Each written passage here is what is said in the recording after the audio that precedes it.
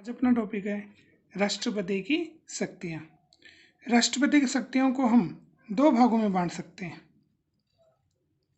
एक तो सामान्यकालीन शक्तियाँ,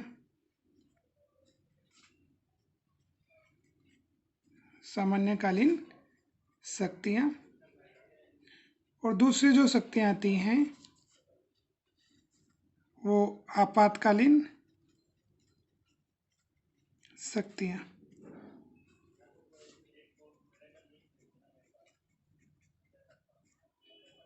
इसको हम संकटकालीन शक्तियाँ भी कह सकते हैं।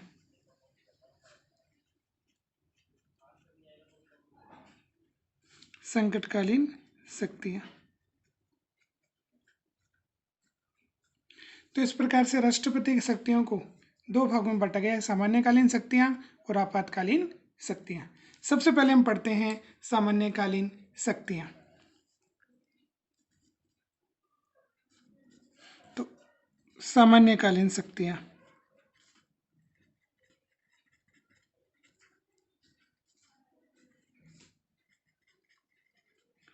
सामान्यकालीन शक्तियों से अभिप्राय है जब देश में शांति व्यवस्था बनी रहती है तो ऐसी स्थिति में किस प्रकार से राष्ट्रपति अपनी शक्तियों का प्रयोग करते हैं। सामान्यकालीन शक्तियों को कुछ बिंदुओं के माध्यम से हम पढ़ेंगे। सबसे पहले हम ले लेते हैं कार्यपालिका शक्ति। कार्यपालिका शक्ति, कार्यपालिका शक्ति में क्या आता है? कार्यपालिका शक्ति में ये आता है कि जितने भी केंद्र के बड़े बड़े पदाधिकारी होते हैं उन सभी की नियुक्ति कौन करते हैं? राष्ट्रपति महोदय करते हैं। तो इसमें हम कुछ बिंदुओं के माध्यम से इसको पढ़ लेते हैं। तो सामान्यकालीन में पहला जो बिंदु हो गया वो हो गया कार्यपालिका शक्ति। अब कार्यपालिका शक्तियों को कुछ बिंदुओं में हम बांट लेते हैं, जिसमें पहला पॉइंट हम बना लेते हैं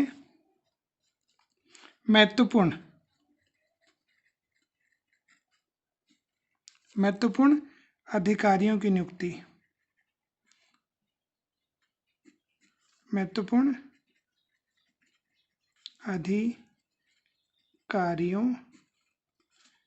की नियुक्ति। तो केंद्र के जो उच्च पदाधिकारी आते हैं उन सभी की नियुक्ति किसके माध्यम से की जाती है? राष्ट्रपति महोदय के माध्यम से की जाती है। अब इसमें राष्ट्रपति महोदय कौन कौन व्यक्तियों को चुनते हैं?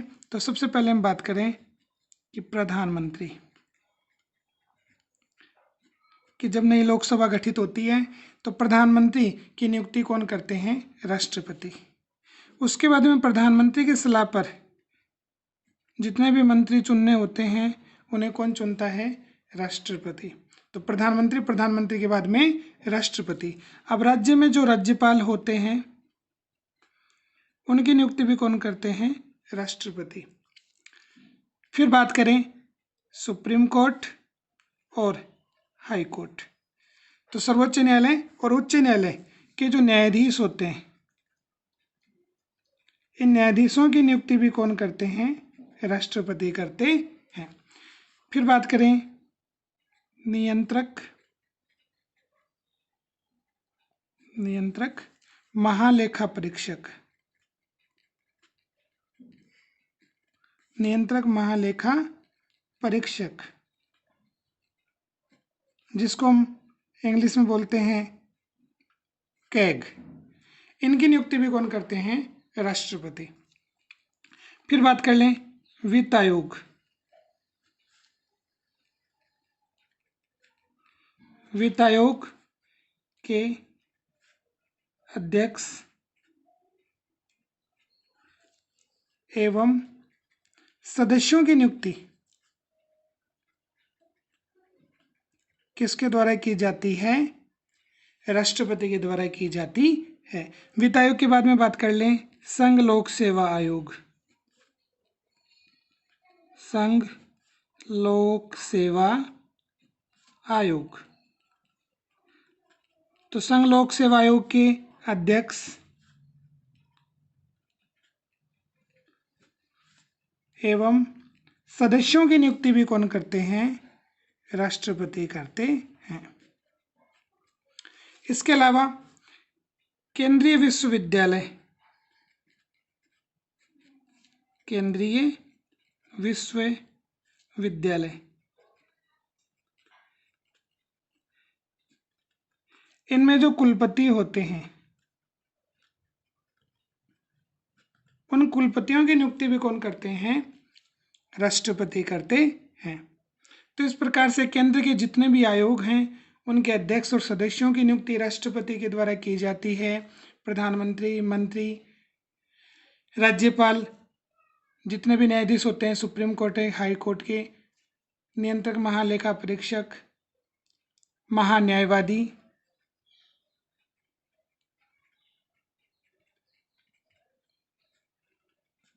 इन सभी की नियुक्ति किसके द्वारा की जाती है?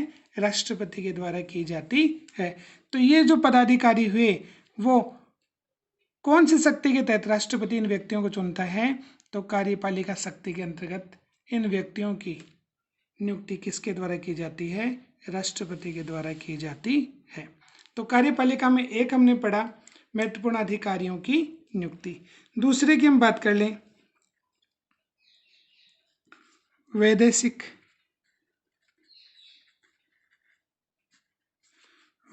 क्षेत्र में शक्ति। वैदेशिक क्षेत्र में शक्ति, वैदेशिक क्षेत्र से अभिप्राय है कि भारत के संवैधानिक प्रमुख कौन होते हैं? तो संवैधानिक प्रमुख हैं राष्ट्रपति।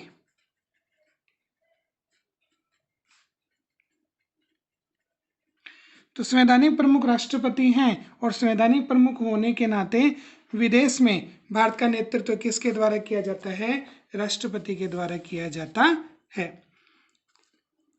तो जो भी संधि या समझौते होते हैं उनमें राष्ट्रपति की महत्वपूर्ण भूमिका होती है। अब इसके अलावा इसमें और क्या किया जा सकता है? तो संवैधानिक प्रमुख होंगे कौन? राष्ट्रपति, और वो विदेशों से अच्छे संबंध स्थापित रखने के लिए अन्य देशों की यात्राएं करेंगे। ठीक है, साथ में हम बात करते हैं राजनयिक या राजदूत, कि एक देश दूसरे देश से अच्छे संबंध स्थापित रखने के लिए राजनयिकों या राजदूतों की क्या करता है? नियुक्ति करता है। तो राष्ट्रपति जो है वो भारत के राजदूतों को अन्य देशों में अपॉइंट करेंगे। ठीक है, दूसरे देश का कोई राजदूत भारत में आएगा तो उसके प्रमाण पत्रों की क्या करेंगे? जांच करेंगे। तो ये काम किसके माध्यम से किया जाएगा? राष्ट्रपति के माध्यम से किया जाएगा। जितनी भी संधि या समझौते होंगे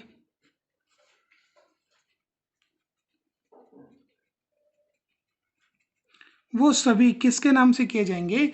राष्ट्रपति के नाम से किए जाएंगे। तो वैदेशिक क्षेत्र में राष्ट्रपति को कौन कौन सी शक्ति प्राप्त है? कि भारत में कार्यपालिका के संवैधानिक प्रमुख कौन होते हैं? राष्ट्रपति होते हैं। इसलिए अन्य देशों की वो यात्राएं करते हैं, अन्य देशों से अच्छे संबंध स्थापित रखने का प्रयास करते हैं।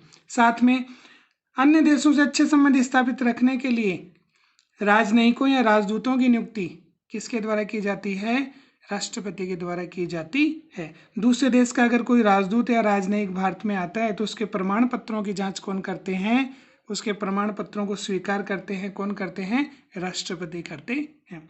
जितने भी संधि या समझौते किए जाते हैं भारत के माध्यम से दूसरे देशों के साथ, वो सभी संधि या समझौते किसके माध्यम से किए जाते हैं? किसके नाम से किए जाते हैं? तो राष्ट्रपति के नाम से किए जाते हैं। तो ये दूसरा पॉइंट हो गया वैदेशिक क्षेत्र में शक्ति। ये भी किस में आती है? कार्यपालिका शक्ति में। फिर अगले बिंदु की हम बात कर लें, वो आता है सैनिक क्षेत्र में शक्ति।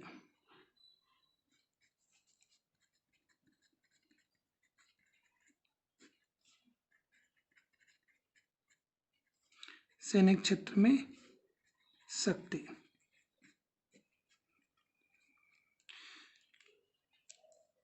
सैनिक क्षेत्र की हम बात कर ले। देखो भारत में 3 प्रकार की सेना है। स्थल सेना जिसे हम थल सेना बोलते हैं, स्थल सेना को कौन सी सेना बोलते हैं? थल। तो स्थल सेना, एक अपने नौसेना जिसे हम जल सेना भी बोलते हैं, एक अपने कौन सी सेना है, वायु सेना। अब तीनों सेनाओं के जो सर्वोच्च जो सेनापति, तीनों सेनाओं के सर्वोच्च सेनापति कौन होते हैं, राष्ट्रपति होते हैं। तो राष्ट्रपति को सर्वोच्च सेनापति माना जाता है। इससे क्या तात्पर्य हुआ कि तीनों सेनाएं किसके अंडर में कार्य करती हैं, राष्ट्रपति के अंडर में कार्य करती हैं। तो तीनों सेनाओं के सर्वोच्च सेनापति कौन हुए, राष्ट्रपति हुए। तो सर्वोच्च कमांडर किसे कहा जाता है, राष्ट्रपति को कहा जाता है। तो नौसेना, थल सेना और वायुसेना, इनके जो भी जनरल होते हैं वो किसके अंडर में कार्य करते हैं, राष्ट्रपति के अधीन कार्य करते हैं। लेकिन वो अपनी सेनाओं का प्रयोग तब तक नहीं करेंगे जब तक संसद जो है उसे ये शक्ति प्रदान नहीं करती है। तो तीनों सेनाएं अंडर में तो किसके रहेंगी, राष्ट्रपति के रहेंगी, लेकिन इनका प्रयोग कब किया जाएगा, जब संसद क्या प्रदान करे, अनुमति प्रदान करे। तो अपनी इच्छा से राष्ट्रपति तीनों सेनाओं का प्रयोग नहीं कर सकते हैं। तो संसद की स्वीकृति से इन तीनों सेनाओं का प्रयोग किया जा सकता है, युद्ध की घोषणा की जा सकती है। हालांकि तीनों सेनाओं की जो शक्ति है वो किस में निहित होती है, राष्ट्रपति में निहित होती है। तो सैनिक क्षेत्र में हम शक्ति की बात करते हैं, ये भी किस में आता है, राष्ट्रपति की कार्यपालिका शक्ति में आता है। एक इसमें और बात कर लें हम, शासन संचालन।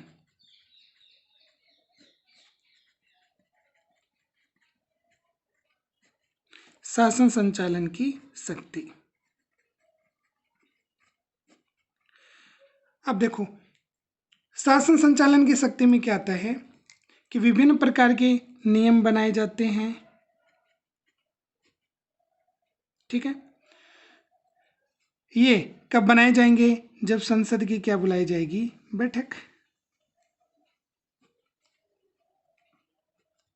तो संसद की बैठक बुलाने पर ही विभिन्न प्रकार के कानून बनाए जा सकते हैं, नियम बनाए जा सकते हैं। तो संसद की बैठक को बुलाने की शक्ति किसे प्राप्त है, राष्ट्रपति को प्राप्त है। इसके अलावा सर्वोच्च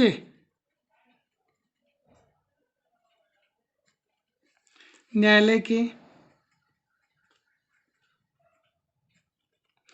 जो भी अधिकारी और कर्मचारी हैं,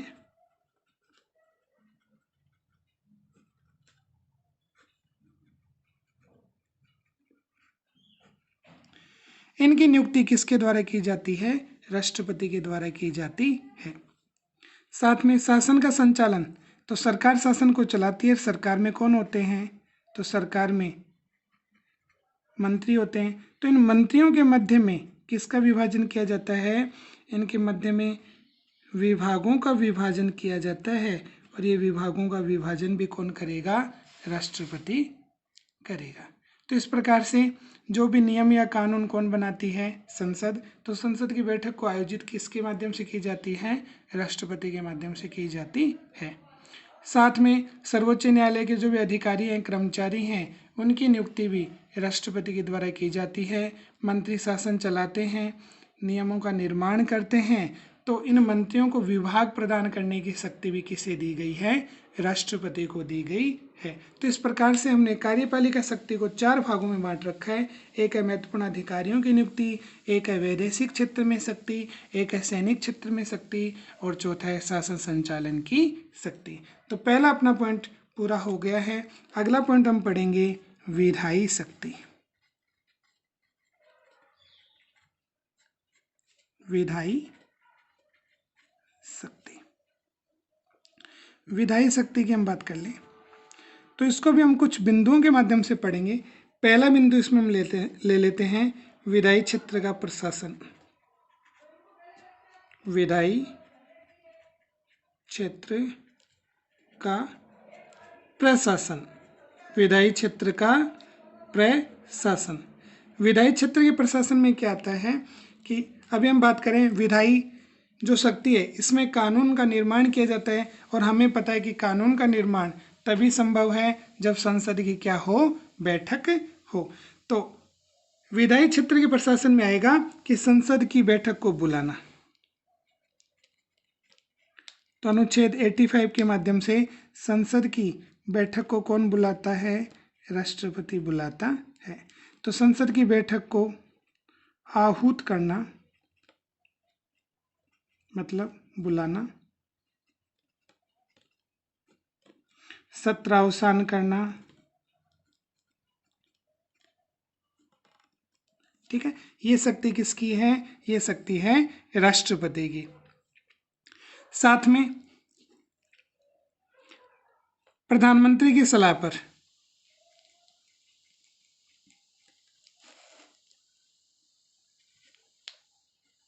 किसकी सलाह पर?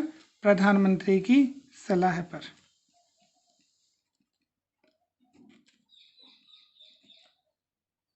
प्रधानमंत्री की सलाह पर राष्ट्रपति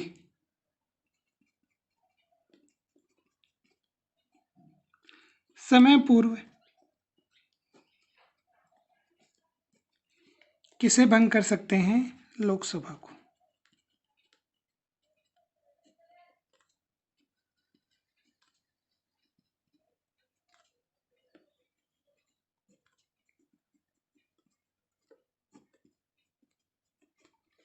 तो देखो, लोकसभा का कार्यकाल कितना माना गया है? लोकसभा कार्यकाल 5 वर्ष माना गया है। लेकिन अगर प्रधानमंत्री क्या दे? सलाह दे। किसे देगा? राष्ट्रपति को। तो राष्ट्रपति समय पूर्व लोकसभा को भंग कर सकते हैं, उसके कार्यकाल को समाप्त कर सकते हैं। अब तक ऐसा कितनी बार हुआ है? तो अब तक 9 बार। कितनी बार? अब तक 9 बार ऐसा हुआ है। 9 बार लोकसभा को समय पूर्व भंग किया जा चुका है। तो विधायी क्षेत्र के प्रशासन में हमने पढ़ा कि संसद की बैठक को बुलाना, सत्रावसान करना, ये शक्ति किसे प्राप्त है? ये शक्ति राष्ट्रपति को प्राप्त है। साथ में राष्ट्रपति समय पूर्व किसे भंग कर सकते हैं? लोकसभा को भंग कर सकते हैं। अब तक ऐसा कितनी बार हुआ है? अब तक ऐसा 9 बार हुआ है। साथ में राष्ट्रपति और क्या कर सकते हैं? तो राष्ट्रपति संसद में अपना संदेश भेज सकते हैं।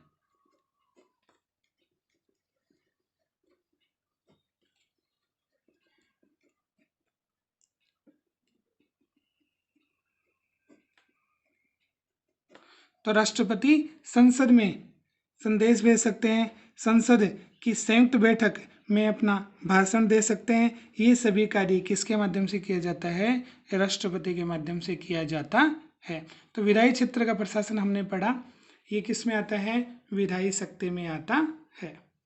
पहले पॉइंट को हमने पढ़ा, विधायी क्षेत्र का प्रशासन जो विधायी शक्ति में आता है। दूसरा पॉइंट हम पढ़ने जा रहे हैं जो आता है मनोनीत करने की शक्ति।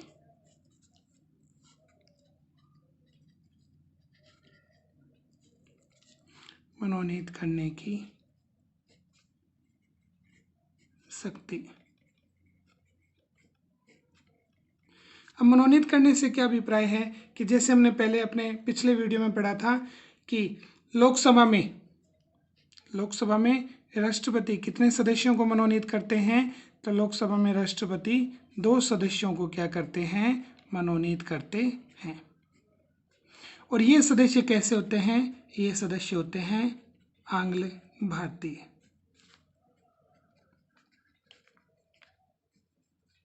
तो 2 आंग्ल भारतीय सदस्यों को कहाँ पर मनोनीत किया जाता है? लोकसभा में मनोनीत किया जाता है। ऐसे ही हम राज्यसभा की बात कर लें तो राज्यसभा में राष्ट्रपति कितने सदस्यों को? 12 सदस्यों को क्या करते हैं? मनोनीत करते हैं। ये सदस्य जो होंगे वो कला, विज्ञान, साहित्य, समाज सेवा या खेल से संबंधित हो सकते हैं। कि इन क्षेत्रों में विशेष योगदान देने वाले कितने व्यक्तियों को? 12 व्यक्तियों को राष्ट्रपति कहाँ पर मनोनीत करेंगे? राज्यसभा में मनोनीत करेंगे। इस प्रकार से सदस्य को मनोनीत करने की शक्ति राष्ट्रपति को प्राप्त है और ये कौन सी शक्ति मानी गई है? विधायी शक्ति मानी गई है।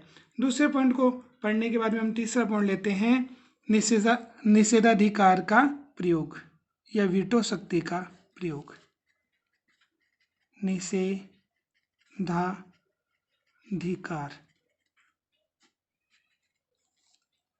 तो निषेधाधिकार का प्रयोग।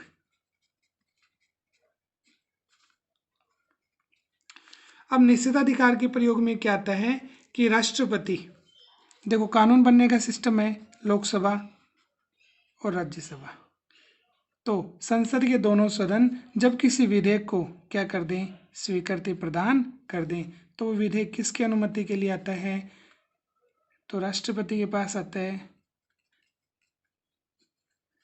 राष्ट्रपति की अनुमति के लिए आता है। और राष्ट्रपति जब विधेयक पर अपनी अनुमति प्रदान कर देते हैं, उस पर अपने हस्ताक्षर कर देते हैं, डेट लिख देते हैं, तो विधेयक क्या बन जाता है? कानून बन जाता है। तो इस प्रकार से हमने देखा कि संसद में लोकसभा, राज्यसभा, राष्ट्रपति मिलकर के क्या बनाते हैं? कानून बनाते हैं।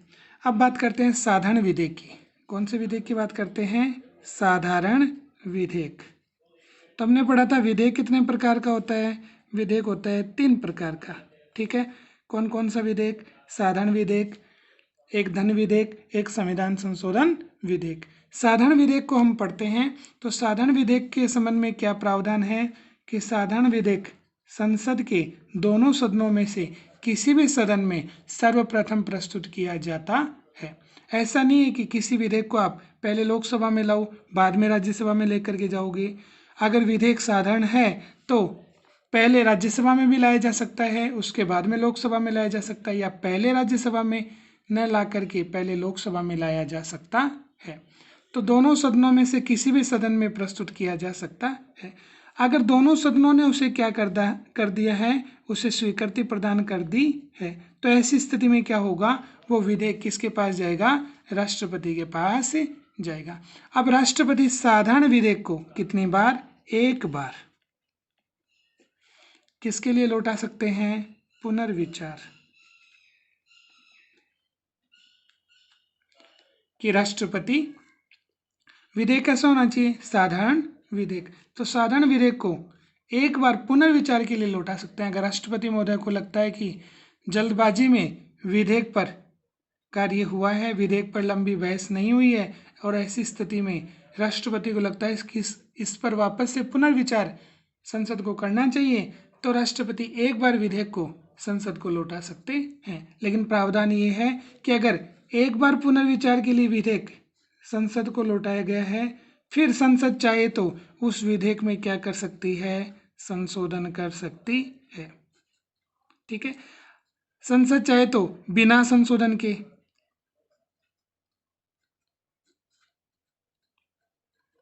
तो या तो संसद उसमें क्या कर देगी? संशोधन कर देगी, या बिना संशोधन के वापस किसके पास भेजेगी? राष्ट्रपति के पास भेजेगी। अब राष्ट्रपति को उस पर अपने क्या करने पड़ेंगे? हस्ताक्षर करने ही पड़ेंगे। अब राष्ट्रपति मना नहीं कर सकते हैं, किसके लिए? हस्ताक्षर के लिए। तो ये शक्ति कौन सी हुई? निषेधाधिकार की शक्ति, या इसको हम बोलते हैं वीटो शक्ति। तो ये हमने पढ़ा, कौन से विधेयक के संबंध में पढ़ा था? हमने साधारण विधेयक के संबंध में पढ़ा। अगला जो इसमें हम विधायी क्षेत्र में लेते हैं, चौथा पॉइंट जो आता है अध्यादेश। अध्यादेश जारी करने की शक्ति।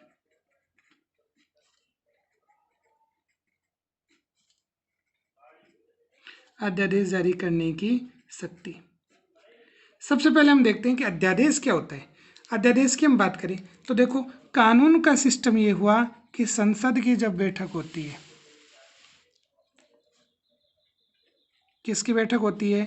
संसद की बैठक होती है, तभी संसद में हम यहाँ पर लोकसभा और राज्यसभा दोनों की हम बात करेंगे। तो जब लोकसभा राज्यसभा दोनों की बैठक होगी, तभी क्या बनेगा? विधेयक कानून में परिवर्तित करने का मुख्य प्रयास किया जाएगा। तो संसद बनाती है कानून।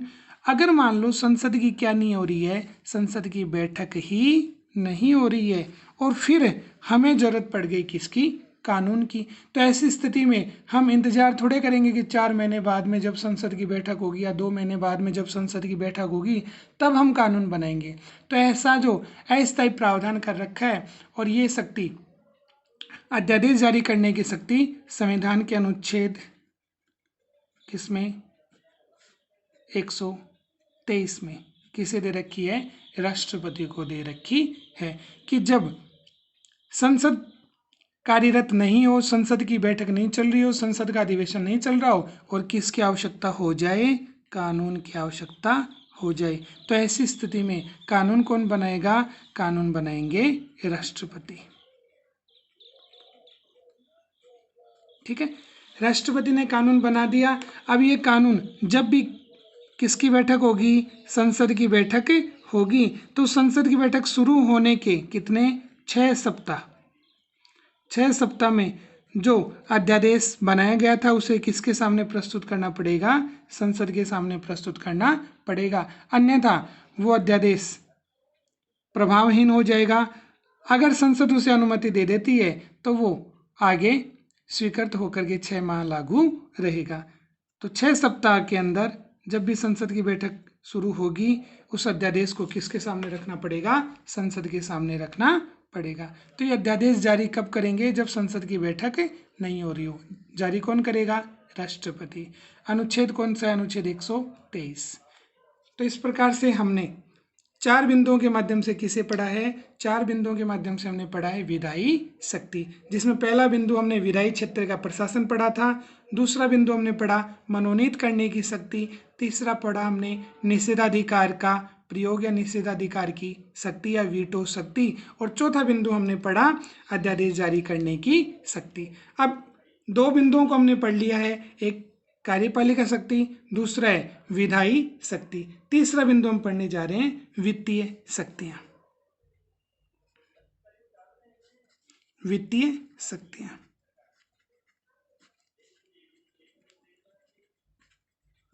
वित्तीय शक्तियों की हम बात करें तो देखो, वित्त का मतलब है धन से या पैसे से। तो प्रतिवर्ष क्या होता है,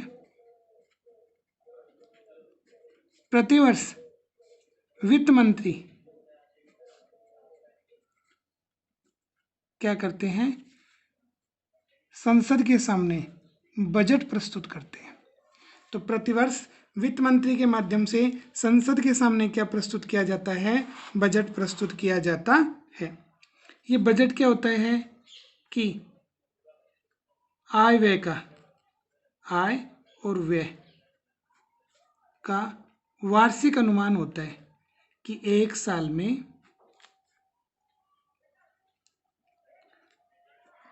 हाँ, तो आय व्यय का वार्षिक अनुमान कि एक साल में सरकार को कितनी तो आय प्राप्त होगी जो टैक्स के माध्यम से आएगी, और सरकार सार्वजनिक योजनाओं पर कितना पैसा खर्च करेगी। तो ये बजट वाला जो सिस्टम है वो प्रतिवर्ष वित्त मंत्री के माध्यम से किसके सामने प्रस्तुत किया जाता है, संसद के सामने प्रस्तुत किया जाता है। अब राष्ट्रपति की शक्ति में अगर हम वित्तीय शक्तियां पढ़ेंगे तो राष्ट्रपति को कौन कहेगा, तो राष्ट्रपति कहेंगे किसको, वित्त मंत्री को। तो राष्ट्रपति के माध्यम से किसे कहा जाएगा, वित्त मंत्री को कहा जाएगा कि आप संसद के सामने क्या प्रस्तुत करें, बजट प्रस्तुत करें। और ये बजट जब तक क्या नहीं हो जाएगा, संसद से पास नहीं हो जाएगा, तब तक आय और व्यय से संबंधित किसी प्रकार के कोई कार्य नहीं किए जाएंगे। इसके साथ ही वित्तीय शक्ति, वित्त का मतलब धन से संबंधित है, तो धन विधेयक जब भी प्रस्तुत किया जाएगा किसमें, लोकसभा में, तो सर्वप्रथम हमें पता है कि धन विधेयक कहाँ पर आता है, लोकसभा में आता है। तो लोकसभा में प्रस्तुत करने से पूर्व अनुमति किसकी लेनी पड़ेगी, राष्ट्रपति की अनुमति लेनी पड़ेगी। तो इस प्रकार से हमने वित्तीय शक्ति पढ़ी, और लास्ट अपना बिंदु है न्यायिक शक्ति। न्यायिक शक्ति की हम बात करते हैं, आखिर न्यायपालिका से संबंधित राष्ट्रपति कौन कौन से कार्य करते हैं, तो वो हो जाएगी राष्ट्रपति की कैसी शक्ति, न्यायिक शक्ति। तो राष्ट्रपति की हम बात करें, देखो एक तो आता है इसमें सुप्रीम कोर्ट और साथ में हाई कोर्ट। तो सर्वोच्च न्यायालय और उच्च न्यायालय के जितने भी क्या होते हैं, न्यायाधीश होते हैं। तो सर्वोच्च न्यायालय और उच्च न्यायालय के जितने भी न्यायाधीश होते हैं उन सभी न्यायाधीशों की क्या करना, नियुक्ति करना।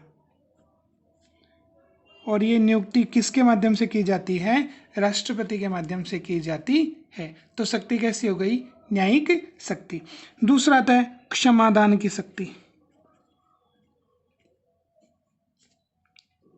क्षमादान की शक्ति, क्षमादान से अभिप्राय है कि राष्ट्रपति क्या कर सकते हैं, अगर किसी व्यक्ति को मृत्युदंड मिला है तो उसे पूरी तरह से माफ़ी दे सकते हैं, उसे मुक्त कर सकते हैं, क्षमा प्रदान कर सकते हैं।